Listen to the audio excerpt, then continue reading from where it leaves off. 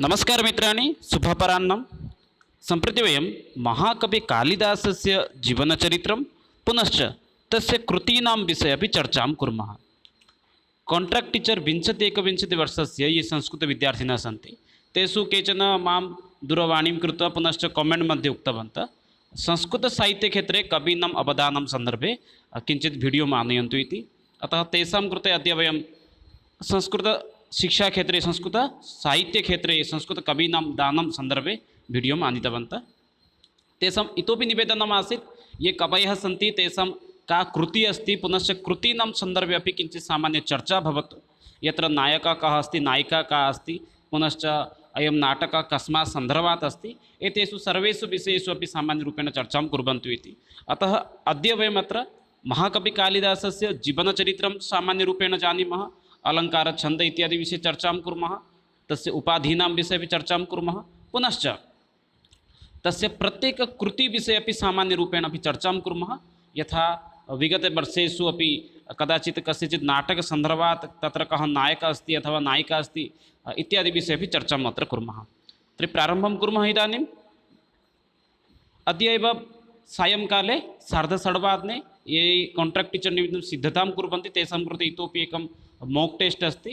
तत्र भवन्तः सायं 6:30 तत्रैव भागं ग्रहीतुम् अर्हन्ति। ते इदानीं प्रारम्भं कुर्मः। प्रायतः यदा अहम् OSSTT प्रश्नपत्रस्य अवलोकनं कृतवान् तदा प्रायतः जयदेवस्य जीवनचरित्रात् प्रश्नचतुष्टयः, बाणभट्टात् प्रश्नत्रयः, श्रीहर्षात् प्रश्नद्वयं, दण्डितः प्रश्नत्रयं, भर्तृहरितः प्रश्नद्वयं, त्रिविक्रमभट्टतः प्रश्नत्रयं, भवभूतितः एकं प्रश्नं, कालिदासस्य जीवनसन्दर्भात् 6 प्रश्नाः पुनश्च भाषासन्दर्भात् 6 प्रश्नाः एव आगच्छति। अतः एतान् प्रश्नान् आधारीकृत्य वयमपि सामान्यरूपेण सर्वेषां कवीनां जीवनसन्दर्भे एकं स्वतन्त्रं वीडियो कृतवन्तः। पुनश्च भाषस्य कृतीनां सन्दर्भे एकं भाषस्य भिन्नरूपेण एकं वीडियो अस्ति। तदपि भवन्तः ऐ बटन् मध्ये अस्ति तत्र गत्वा भवन्तः द्रष्टुम् अर्हन्ति। भाषस्य सम्पूर्णजीवनीं पुनश्च तस्य कृतीनां सन्दर्भे कृतिमध्ये अपि कः कुत्र नायकः अस्ति नायिका अस्ति इत्यादि सन्दर्भे अपि तत्र चर्चा जाता। अतः भवन्तः तत्र ऐ बटन् प्रति गत्वा एतत् पूर्णरूपेण द्रष्टुम् अर्हन्ति। इदानीं पश्यामः कालिदासस्य सन्दर्भे। जानीमः सर्वे एव वयं कालिदासस्य बहभ्यः उपाधयः सन्ति। यथा कालिदासं केचन महाकवि इति वदन्ति, महाकवि इति भवति। पुनश्च कविकुल इति अपि उपाधिः तस्य कृते अस्ति। दीपशिखा इति अपि अस्ति। यथा संस्कृतसाहित्यक्षेत्रेषु तस्य कविताः भवन्तु, काव्यानि भवन्तु, नाटकानि भवन्तु, इदानीमपि दीपसदृशं प्रज्वलितः भवन्ति। अतः दीपशिखा इति अपि तस्य कृते उपाधिः वर्तते। पुनः कविता कामिनी विलासी नाम्ना अपि तस्य कृते उपाधिः अस्ति। उपमा सम्राट्, यतोहि स्वस्य रचनासु अधिकाधिक उपमायाः प्रयोगः भवति। अतः उपमा इति अपि उपमा सम्राट् इति अपि तस्य कृते उपाधिः अस्ति। पुनश्च रघुकारः, रघुवंशस्य रचनायाः परं रघुकारः इति उपाधिः तस्य कृते बहुजनाः दत्तवन्तः एव। अतः उपाधिसन्दर्भे यदि प्रश्नः आगच्छति चेत् एतत् सर्वं किञ्चित् वयं स्मरणे स्थापयामः। यथा महाकवि, कविकुलगुरु, दीपशिखा, कविता कामिनीविलास, उपमा सम्राट, रघुकारः इति। पुनश्च यदि सामान्यरूपेण पश्यामः बहूनां मतम् एवमपि वर्तते। क्षम्यतां, महर्षिः तु नास्ति, महाकवि कालिदासः विक्रमादित्यस्य सभारत्न नाम नवरत्नेषु अन्यतमः पण्डितः आसीत्। तस्य सभायामपि सः कविरूपेण अपि आसीत्। अतः प्रश्नः यदि भवति चेत् कस्य नृपस्य मन्त्रीरूपेण आसीत्। अतः विक्रमादित्यस्य एव सभायां नवरत्नेषु अन्यतमः आसीत् कालिदासः। यदि कालिदासस्य रचनाविषये चर्चां कुर्मः, प्रायतः कालिदासस्य रचनामध्ये उपजाति पुनश्च अनुष्टुप् छन्दस्य अधिकाधिकप्रयोगः भवति। अलङ्कारविषये चर्चां कुर्मः चेत् उपमा अलङ्कारस्य एव अधिकाधिकप्रयोगः भवति। अतः उपमा कालिदासस्य इति अपि वाक्यमपि प्रसिद्धम् अस्ति। अतः उपमा सम्राट् इत्यपि सः उपाधिं प्राप्तवान्। पुनश्च रीति पश्यामः चेत् वैदर्भीरीत्याः कविः अस्ति। वैदर्भीरीतिसन्दर्भे प्रश्नः आगच्छति कालिदासः कीदृशः कविः अस्ति। वैदर्भीगुणस्य कविः वर्तते। गुणः अस्ति चेत् प्रसादगुणः वर्तते। रसं पश्यामः चेत् शृङ्गाररसः। पश्यन्तु, मेघदूतं भवतु, अभिज्ञानशाकुन्तलं भवन्तु, पुनश्च कुमारसम्भवं भवन्तु, यत्र सर्वत्र एव शृङ्गाररसस्य एव अधिकाधिकप्रयोगः भवति। अतः रसं पश्यामः चेत् शृङ्गाररसस्य अधिकाधिकप्रयोगः भवति। यदि तस्य जन्मसन्दर्भे यदि चिन्तनं कुर्मः तर्हि सः ईसापूर्वप्रथमशताब्द्याः कविः इति अपि जनानां मतम् अस्ति। अर्थात् यतोहि राजा विक्रमादित्यः भवन्ति, एकं विक्रमादित्यः प्रथमशताब्द्यामेव राजा वर्तते। अतः तस्य जन्मानुगुणम् एषः अपि विक्रमादित्यः, कालिदासः अपि विक्रमादित्यस्य राजसभायां नवरत्नेषु अन्यतमः आसीत्। अतः सः कालिदासस्य अपि जन्मकालं सर्वे प्रथमशताब्दी इति चिन्तयन्ति। पुनः सः ब्राह्मणजातीयः आसीत्। इदानीं तस्य कृतिविषये चर्चां कुर्मः। एतत्तु आसीत् तस्य कवितारचनायाः कृते, पुनश्च अलङ्कार इति सन्दर्भे एव चर्चां कृतवन्तः। तस्य कृतीनां विषये सामान्यरूपेण पश्यामः। महाकाव्यद्वयं, यदि कालिदासस्य रचनानां विषये यदि चर्चां कुर्मः, प्रायतः अत्र 7 प्रसिद्धानि किं रचनाः कृतयः एव प्रसिद्धाः सन्ति। अत्र कुमारसम्भवं, पुनश्च रघुवंशम्, अभिज्ञानशाकुन्तलं, विक्रम उर्वश्यं, मालविकमित्र, क्षम्यतां, मालविकाग्निमित्रम् इति, पुनश्च खण्डकाव्य मेघदूतं, ऋतुसंहारः। भागत्रयं कुर्मः चेत् एवं भवितुमर्हति। महाकाव्यद्वयं, कालिदासस्य महाकाव्यद्वयं, प्रथमं भवति कुमारसम्भवं, पुनश्च अस्ति रघुवंशं। द्वितीयं भवति रूपकम् अर्थात् नाटकं, नाटकत्रयम्, अभिज्ञानशाकुन्तलं, विक्रम उर्वश्यं, पुनश्च मालविका अग्निमित्रं, नाटकत्रयं। पुनश्च खण्डकाव्यम् इत्युक्ते मेघदूतं, पुनश्च ऋतुसंहारः, एतद्द्वयम्। अनेन किं ज्ञातुं पारयामः, तस्य 7 कृतयः एव सन्ति इति। महाकाव्य खण्डकाव्यमध्ये कः प्रभेदः अस्ति? महाकाव्ये अधिकाधिकसर्गाः भवन्ति, किन्तु खण्डकाव्ये न्यूनः सर्गाः भवन्ति। 65 सर्गाः खण्डकाव्ये भवन्ति, किन्तु महाकाव्ये 19, 20 एवं प्रकारेण सर्गाः तत्र वर्तन्ते। अस्तु, रूपकम् अर्थात् नाटकम् इति ज्ञातुं पारयामः। इदानीम् इतोपि किञ्चित् अत्र स्पष्टतां कुर्मः। महाकाव्य अर्थात् तस्य प्रथमा कृतिः अस्ति, सा भवति ऋतुसंहारः एव भवति। अनन्तरं तस्य प्रथमं महाकाव्यं भवति कुमारसम्भवं। अत्र प्रथमकृति अर्थात् प्रथम एव कृतिः अस्ति, खण्डकाव्यम् अस्ति, ऋतुसंहारः। अनन्तरं प्रथममहाकाव्यं भवति कुमारसम्भवं। प्रथमरूपकम् अस्ति अर्थात् नाटकं भवति मालविकमित्र अग्निम् इति। अत्र एतद् नाम मम स्पष्टतामेव न भवति। मालविकाग्निमित्रम् इति अत्र स्पष्टं भवति एव, स्पष्टनाम एतद् भवति। अस्तु, इदानीम् एतेषां नाटकानां विषये, पुनश्च महाकाव्यानां विषये, खण्डकाव्यानां विषये सामान्यरूपेण चर्चां कुर्मः। प्रत्येकस्य नाटकस्य विषये सामान्यरूपेण अपि जानीमः वयं। प्रारम्भिकसमये अस्ति कुमारसम्भवः। कुमारसम्भवं किम् अस्ति? तत् प्रथमं महाकाव्यं भवति। कालिदासस्य यत् प्रथमं महाकाव्यं भवति तदेव तदस्ति प्रथममहाकाव्यं। महाकाव्यखण्डकाव्यमध्ये कः प्रभेदः तदपि स्पष्टतां कृतवान्। यतोहि महाकाव्ये अधिकाधिकसर्गाः सन्ति, यथा अत्र 17 सर्गाः सन्ति, किन्तु खण्डकाव्यं यदि पश्यामः तत्र 5 अथवा 6 सर्गाः भविष्यन्ति। अत्र कुमारसम्भवं भवति प्रथममहाकाव्यम्। अत्र कुमारसम्भवः अर्थात् नामस्य स्पष्टतां करोमि। कुमारस्य सम्भवः अर्थात् जन्मः। कुमार इत्युक्ते कार्तिकेयः भवति कुमारः। कार्तिकेयस्य जन्मः, पुनश्च तारकासुरवध इत्यादि एव चर्चा अत्र भवति। कुमारसम्भवः अर्थात् कार्तिकेयस्य जन्मविषये अत्र वर्णनं भवति। यत् 5 महाकाव्याः सन्ति तेषु 5 महाकाव्येषु एतत् कुमारसम्भवः अपि अन्यतमः भवति। प्रारम्भिकसमये किं भवति? कालिदासः हिमालयस्य वर्णनं कुर्वन्ति, हिमालयपर्वतविषये वर्णनं भवति। तदनु पार्वती तपस्यां करोति, कं प्राप्तुम् इत्युक्ते महादेवं शिवं प्राप्तुं सः तपस्यां करोति। पुनश्च शिवपार्वती इत्योः विवाहविषये अपि अत्र सामान्यरूपेण वर्णितः अस्ति। यदि प्रत्येक नाटकं भवतु अथवा काव्यविषये यदि वयं विस्तृतरूपेण चर्चां कुर्मः, कुत्र किम् अस्ति इत्यादि विषये, तर्हि बहुकालः भवितुम् अर्हति। अतः संक्षेपेण अत्र वदामि कुमारसम्भवविषये। अत्र नायकः कः भवति? अत्र मुख्यरूपेण नायकः भवति कार्तिकेयः। अत्र नायकः भवति यतोहि तस्य विषये वर्णना अस्ति। अतः कुमार अर्थात् कार्तिकेयस्य जन्मविषये भवति, अतः कार्तिकेयः अत्र एव नायकः भवति। नायिका तु नास्ति एव। अग्रे पुनः वर्णनं कस्य विषये अस्ति? शिवपार्वती विवाहविषये, प्रेमविषये एव अत्र प्रायतः वर्णितः अस्ति एव। प्रारम्भिकसमये शिवः तपस्यां रतः भवति। अनन्तरं तस्य तपस्यां भग्नं कर्तुं देवताः चिन्तयन्ति। पुनश्च कार्तिकेयः कस्य वधं करोति इति अपि कुत्रचित् प्रश्नः आगच्छति चेत् कार्तिकेयः तारकासुरस्य वधनिमित्तमेव वधमेव करोति। तारकासुरस्य वधाय एव देवताः कार्तिकेयस्य जन्मनिमित्तं शिवपार्वतीयोः एव आश्रयं नयन्ति। तत्र सर्गसङ्ख्या भवति 17। पुनश्च हिमालयस्य एकः पुत्रः आसीत् यस्य नाम आसीत् मेनका इति। मेनका नास्ति मैनका। पुनश्च हिमालयस्य कन्या या भवति सा भवति पार्वती। पार्वतीपति इति वदामः, उमापति इति वदामः, अथवा पार्वती अथवा उमा भवति एव। एते भवन्ति एव कुमारसम्भवस्य एव सामान्यरूपेण सारांशः वर्तन्ते। कुत्रचित् प्रश्नः भवति चेत् एवं वयं लेखितुं शक्नुमः। प्रथममहाकाव्यं किम् अस्ति इत्युक्ते कुमारसम्भवः भवति। कुमारसम्भवे कस्य विषये वर्णितः अस्ति? कुमारस्य जन्मविषये अर्थात् शिवपार्वती प्रणयविषये, पुनश्च विवाहविषये, पार्वती तपस्यविधि इत्यादि विषये तत्र वर्णितः अस्ति। सर्गसङ्ख्या भवति 17। हिमालयस्य पुत्री भवति पार्वती। अग्रे पश्यामः। कुमारसम्भवात् परं द्वितीयं महाकाव्यं भवति रघुवंशः। प्रथममहाकाव्यं भवति कुमारसम्भवः, द्वितीयमहाकाव्यं भवति रघुवंशः। एतदपि भवति महाकाव्यम्। अत्रापि 19 सर्गाः सन्ति। कुमारसम्भवे 17 सर्गाः, किन्तु रघुवंशे 19 सर्गाः सन्ति। रघुवंशे किम् अस्ति? सम्पूर्ण रघुवंशस्य एव अत्र वर्णनम् अस्ति। अत्र प्रायः 29 राजानां विषये एव वर्णनः अस्ति। रघुवंश अर्थात् प्रभु रामचन्द्रस्य, प्रभु दशरथस्य एतेषां वंशस्य नाम भवति एव रघुवंशः। अतः रघुवंशे 29 राजानां विषये एव अत्र वर्णितः भवति।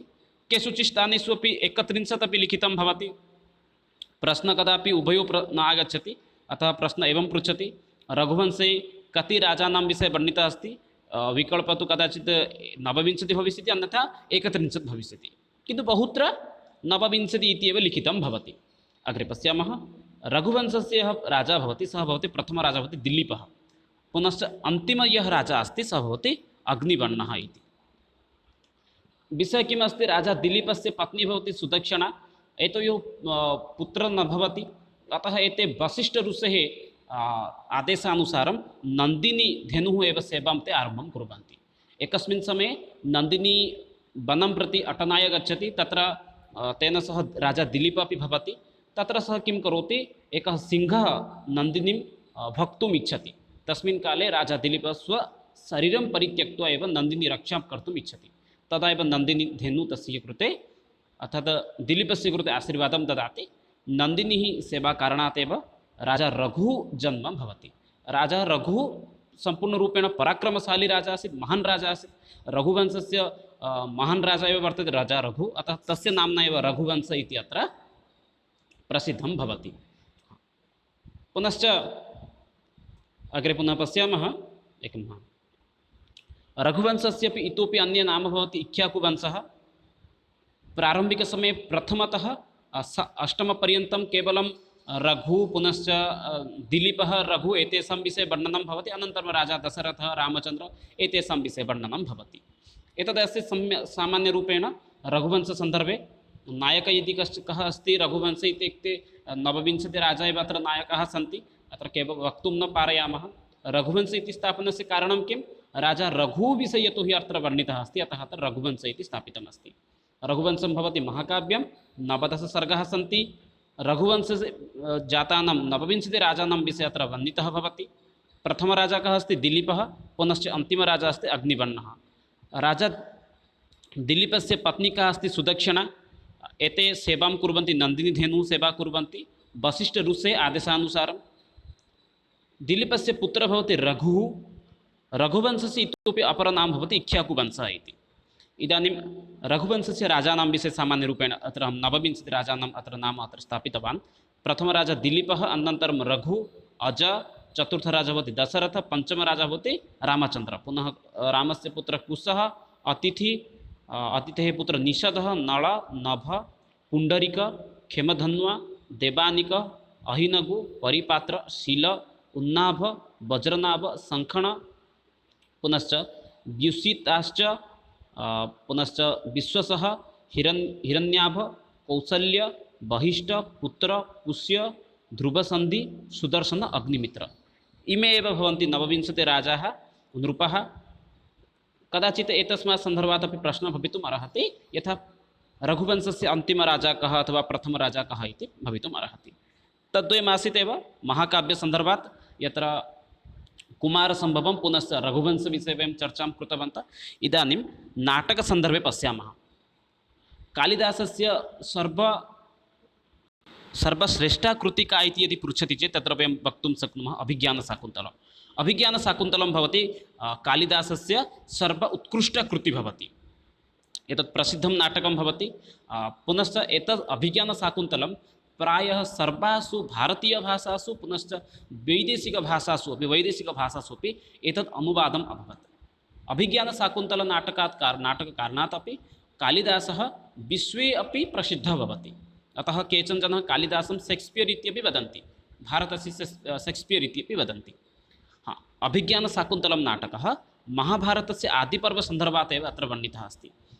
यथा OSST परीक्षा 20-21 मध्ये आसीत् एव, नैषधीयचरितं कस्मात् ग्रन्थात् एव अस्ति अथवा नैषधीयचरित्रे कस्मिन् विषये वर्णितः अस्ति, महाभारतविषये वर्णितः अस्ति। अतः अभिज्ञानशाकुन्तलं तथैव कस्मात् अस्ति इत्युक्ते महाभारतस्य आदिपर्वात् एव अत्र वर्णितः भवति।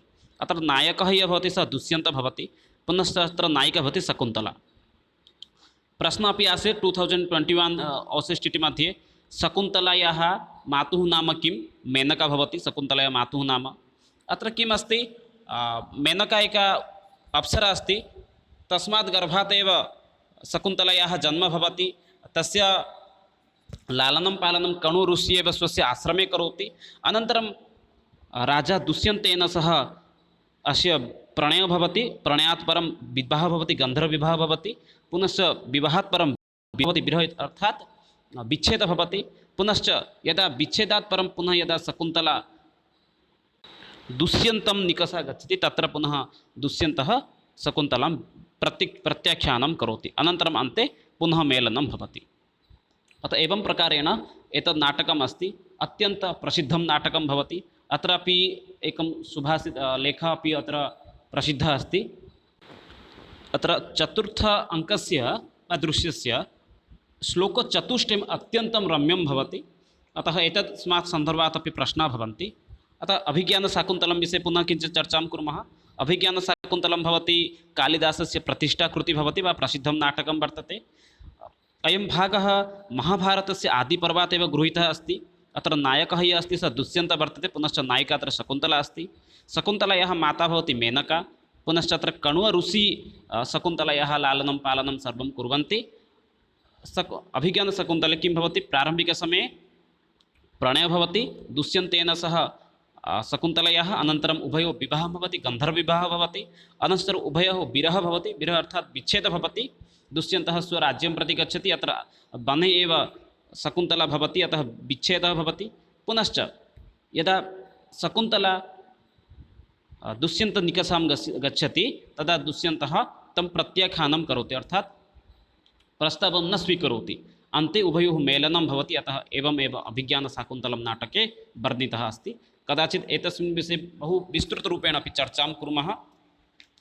अग्रिमः विषयः अस्ति विक्रम उर्वशीयम् इति। एतद् भवति प्रसिद्धं नाटकं वर्तते। एतत् नाटकम् अत्यन्तं रम्यमपि भवति।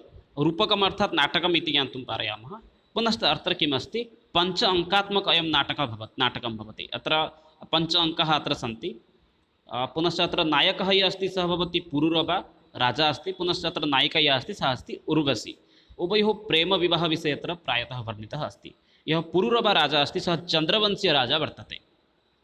अतः प्रायः कालिदासस्य प्रायः नाटकेषु काव्येषु अधिकाधिक प्रणयविषये एव वर्णितः अस्ति। अतः तत्र शृङ्गाररसस्य अपि अधिकप्रयोगः भवति। पुनश्च वदामि, पुरुरवा एकः राजा अस्ति, महान् राजा वर्तते। तस्य प्रेम भवति। यदा एकवारम् उर्वश्याः बन्धनं कृत्वा राक्षसः नयन्ति, तदा पुरुरवा राजा तस्य रक्षणं करोति, अनन्तरम् उभयोः मध्ये प्रणयः भवति। एतस्मिन् विषये अधिकाधिक अत्र चर्चा भवति। विक्रम उर्वशीयं विषये सामान्यरूपेण पुनः वदामि। एतत् नाटकं भवति, प्रसिद्धं नाटकं। पुनश्च एतत् 5 अङ्कात्मकनाटकं भवति। अत्र राजा अथवा नायकः यः अस्ति सः भवति पुरुरवा, नायिका भवति उर्वशी। उभयोः प्रेमविवाहविषये अत्र वर्णितः अस्ति। यः पुरुरवा राजा अस्ति सः चन्द्रवंशीय राजा वर्तते। अग्रिमः मालविका अग्निमित्रं भवति। मालविका अग्निमित्रं एतद् भवति कालिदासस्य प्रथमं नाटकं भवति। प्रसिद्धं नाटकम् अभिज्ञानशाकुन्तलं, किन्तु प्रथमं नाटकं भवति मालविका अग्निमित्रम्। एतत् किं भवति, पञ्च अङ्कात्मक एव नाटकम् एतद् भवति। एतद् भवति पञ्च अङ्कात्मक एव नाटकं भवति। अत्रापि अधिकाधिकशृङ्गाररसस्य प्रयोगः भवति। विक्रम उर्वश्यमपि पञ्च अङ्कात्मकनाटकम् आसीत्, मालविका अग्निमित्रम् पञ्च अङ्कात्मक एव नाटकं वर्तते। अत्रापि शृङ्गाररसस्य अधिकाधिकप्रयोगः भवति। पुनश्च अत्र किं भवति, मालवदेशस्य राजकुमारी मालविका, पुनश्च विदिशादेशस्य राजा अग्निमित्रम्, एतयोः मध्ये विवाहविषये एव अत्र वर्णितः अस्ति। यत्र प्रेमविषये वर्णितः भवति तत्र तु शृङ्गाररसस्य प्रयोगः एव भवति। अतः मालविका अर्थात् मालवदेशस्य राजकुमारी पुनश्च विदिशादेशस्य राजा अग्निमित्रो, एतयोः मध्ये एव प्रेमविवाहविषये अत्र एव वर्णितः अस्ति। अतः एतयोः नाम्ना एव एतद् नाटकं भवति मालविका अग्निमित्रम् इति। सामान्यरूपेण पुनः वदामि, पञ्च अङ्कात्मकनाटकं भवति। अत्र अधिकाधिकशृङ्गाररसस्य प्रयोगः भवति। अत्र नायकः या भवति अग्निमित्रं, नायिका भवति मालविका। उभयोः प्रेमविवाहविषये एव अत्र वर्णितः भवति। अग्रिमम् अस्ति कालिदासस्य कश्चन महान् कृतिः वर्तते, कश्चन महान् खण्डकाव्यं भवति मेघदूतं। मेघदूतं वयं खण्डकाव्यं वक्तुं शक्नुमः, गीतिकाव्यं वक्तुं शक्नुमः, दूतकाव्यमपि वक्तुं शक्नुमः। उभयम् एतत् त्रयं वक्तुं शक्नुमः, यतोहि एतत् प्रथमं दूतकाव्यम् इति अपि जनाः वदन्ति। अत्र मेघदूते अलकापुरीविषये एव अधिकाधिकवर्णितः अस्ति। अलकापुरीविषये, अलकापुरीमध्ये कश्चन यक्षः निवसति। अत्र प्रारम्भिकसमये अलकापुरीविषये एव अधिकाधिकवर्णनं भवति। कश्चन यक्षः कुबेरस्य श्रापात् एव किं करोति, रामगिरिपर्वते एव निवासं करोति। तस्मिन् काले सः स्वस्य पत्नीं प्रति एकं सन्देशं प्रेषयति। तदा समयः भवति वर्षा ऋतुः भवति, आषाढमासं भवति। अतः वर्षा ऋतु आषाढमाससमये सः स्वस्य पत्नीं प्रति एकं सन्देशं प्रेषयति। तदा सः दूतरूपेण कं पश्यति, दूतरूपेण सः मेघं पश्यति। मेघं दृष्ट्वा एव सः किं करोति, तं सन्देशवाहकरूपेण तं प्रेषयति। अधिकाधिक अलकापुरी निवासी अस्ति। अनन्तरं सः रामगिरिपर्वते एव निवासं करोति। अत्र मेघदूतमपि, मेघदूतस्य भागद्वयं वर्तते, पूर्वमेघः पुनश्च उत्तरमेघः। पूर्वमेघे किं वर्णितः अस्ति, रामगिरिपर्वतविषये पुनश्च अलकापुरीविषये वर्णितः अस्ति। उत्तरमेघे किम् अस्ति, उत्तरमेघे यक्षस्य विरहदग्धसन्देशः अत्र वर्णितः अस्ति। प्रश्नः भवितुम् अर्हति, बहवः प्रश्नाः एतस्मात् सन्दर्भात् भवितुम् अर्हन्ति एव। मेघदूतम् एकं कीदृशं काव्यम्, अत्र वयं वक्तुं शक्नुमः खण्डकाव्यम् अस्ति, गीतिकाव्यम् अस्ति, दूतकाव्यं वर्तते। पुनश्च मेघदूते कस्य विषये वर्णितः अस्ति इत्युक्ते यक्षस्य स्वस्य पत्नीं प्रति सन्देशप्रेषणविषये, मेघद्वारा सन्देशप्रेषणविषये वर्णितः अस्ति। पुनश्च मेघदूतकाव्यं कस्मिन् ऋतुविषये वर्णितः अस्ति इत्युक्ते वर्षा ऋतुविषये। पुनश्च सन्देशं कदा प्रेषयति इत्युक्ते आषाढमासे प्रेषयति। पूर्वमेघे रामगिरि पुनश्च अलकापुरीविषये वर्णितः, उत्तरमेघे यक्षस्य विरहदग्धसन्देशविषये अत्र वर्णितः अस्ति। अन्तिमं तथा च इतोपि कश्चन अत्यन्तं महत्त्वपूर्णं भवति ऋतुसंहारः। ऋतुसंहारः भवति कालिदासस्य प्रथमकृतिः भवति। एतदपि एकं खण्डकाव्यं वर्तते। खण्ड अर्थात् अर्धम् अत्र भवति, अर्थात् स्वल्पयुक्तं। महाकाव्ये पूर्णरूपेण अधिकाधिकं तत्र वर्णितं भवति। तत्र 12 सर्गाः, 15 सर्गाः, क्षम्यतां 12 सर्गाः सन्ति। पुनश्च कालिदासस्य महाकाव्यद्वयम् अस्ति। एकस्मिन् स्थाने 19 सर्गाः सन्ति, अन्यत्र 17 सर्गाः सन्ति एव। अत्र खण्डकाव्ये किम् अस्ति, तथा विस्तृतरूपेण अधिकं वर्णनं नास्ति, स्वल्पमेव अत्र भवति। खण्डकाव्ये भवति, तस्य प्रथमकृतिः एव भवति ऋतुसंहारः। अत्र 6 सर्गाः सन्ति। ऋतूनां समाहारः भवति ऋतुसंहारः। अत्र 6 ऋतूनां विषये एव अत्र भवति। प्रारम्भं करोति ग्रीष्म ऋतुतः, समाप्तं करोति वर्षा ऋतुमध्ये। अतः ग्रीष्म ऋतुतः वर्षा ऋतुपर्यन्तं 6 ऋतूनां विषये एव अधिकाधिकवर्णनं भवति। एतदासीत् ऋतुसंहारविषये एव। अग्रे पश्यामः। एतद् भवति कश्चन अत्यन्तं महत्त्वपूर्णं वाक्यम्। एतस्मात् वाक्यात् अपि बहु प्रश्नाः भवितुम् अर्हन्ति। प्रश्नत्रयं तु निश्चितं भवति एव। अस्ति कश्चित् वाक्विशेषः, एतद् भवति कालिदासस्य। एतत् पदं त्रयं स्वीकृत्य एव कालिदासः स्वरचनां प्रारब्धवान्। यथा अस्ति इति पदं स्वीकृत्य सः प्रारम्भिकसमये प्रथमं तस्य महाकाव्यं भवति कुमारसम्भवं, तस्य प्रथमं मङ्गलाचरणं सः करोति वा प्रथमं पङ्क्तिं लिखति अस्ति उत्तरास्यां दिशि देवतात्मा हिमालयो नाम नगाधिराजः इति। पुनश्च कश्चित् इति पदं व्यवहृत्य मेघदूतस्य प्रारम्भं करोति। मेघदूते किं लिखितमस्ति? कश्चित् कान्तविरहगुरुणा स्वाधिकारात् प्रमत्तः। पुनः वागीर्तिशब्दं स्वीकृत्य रघुवंशस्य रचनां करोति। यथा वागार्थविव सम्पृक्तो वागार्थप्रतिपत्तये जगतः पितरौ वन्दे पार्वती परमेश्वरौ। अस्ति कश्चित् वाक्विशेषः, एतदपि वाक्यस्य अपि कश्चन अत्यन्तं महत्त्वम् अस्ति, किन्तु एतद् इदानीं तथा आवश्यकता नास्ति। एतेव आसन् कालिदासस्य जीवनसन्दर्भे केचन अत्यन्तं महत्त्वपूर्णप्रश्नाः। इदानीम् ओसेस्टिटि परीक्षामध्ये कीदृशाः प्रश्नाः आसन् तेषां विषये सामान्यरूपेण अत्र दर्शयामि। प्रसिद्धिदृष्ट्या किं नाटकम् अतीवरम्यम्? उत्तरं ये जानन्ति कमेण्ट् बाक्स् मध्ये लिखन्तु। प्रसिद्धिदृष्ट्या किं नाटकम् अथवा रूपकं प्रसिद्धम्? अभिज्ञानशाकुन्तलं। कालिदासस्य रचनाशैली कीदृशी? अत्र उत्तरं भवति वैदर्भी इति। पुनश्च अभिज्ञानशाकुन्तलम् एकं किं नाटकं भवति। कश्चित् पदेन आरब्धं काव्यं किम्? अत्र पूर्णं भवति कश्चित् कान्तविरहगुरुणा स्वाधिकारात् प्रमत्तः। मेघदूतं भवति, दूतकाव्यम् अस्ति। उपमा किम् अस्ति? उपमा कालिदासस्य भवति। अस्ति पदेन आरब्धं काव्यं किम्? अस्ति उत्तरास्यां दिशि देवतात्मा नाम नगाधिराजः इति। हिमालयं त्यक्तवान् मध्ये। अस्तु, एतदेव केचन अत्यन्तं महत्त्वपूर्णप्रश्नाः आसन्। आशा करोमि भवन्तः कुशलिनः अपि एतद् वीडियों दृष्टवन्तः। एतद् भवन्तः अपि PDF यदि प्राप्तुम् इच्छन्ति तर्हि टेलिग्राम् मध्ये प्रवेशं कुर्वन्तु, तस्मात् भवन्तः PDF अपि प्राप्तुम् अर्हन्ति। पुनः मिलामः आगामि समये। तावत्पर्यन्तं विरमामि। जयतु भारतं, वदतु संस्कृतं, वन्दे मातरं। धन्यवादः।